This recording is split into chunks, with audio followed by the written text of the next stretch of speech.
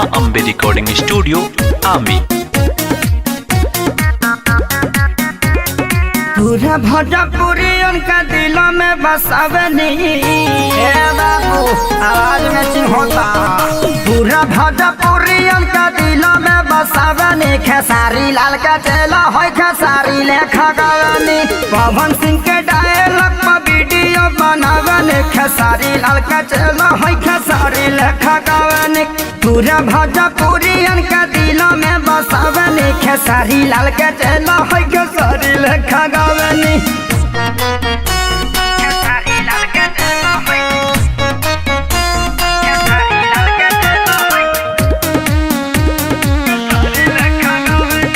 Presented by Fast Music।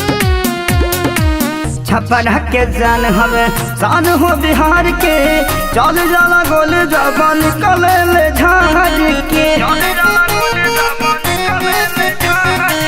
छप्पन के जान हमें शान हो बिहार के चल जाला गोली जबान कले ले झाड़ के। निराहु का जय सर कसा चलावनी बुझाइल हो। निराहु का जाई सर कसा चलावनी खेसारी लाल के चेला है खेसारी लेखा गावनी।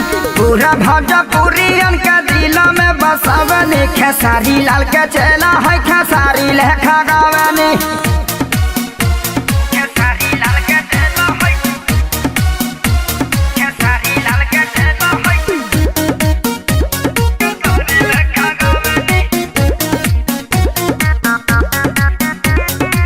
कम पड़ जाए कुछ करी का बड़ाई भैया खेसारी जैसा कमर का हिलाई। भैया खेसारी जैसा कमर का हिलाई। कम पड़ जाए कुछ करी का बड़ाई भैया पवन लेखा के हुओ न गाई।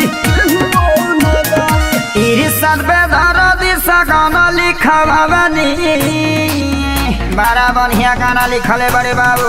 विकास बिहारी से म्यूजिक बनावाने काकू हमार नाम हो खेसारी लेखा गावनी। पूरा भोजपुरी उनका दिलों में बसावनी खेसारी लाल का चेला हो खेसारी लेखा गावनी। खेसारी लाल का चेला हो खेसारी लेखा गावनी। ला गर्दा हो गए।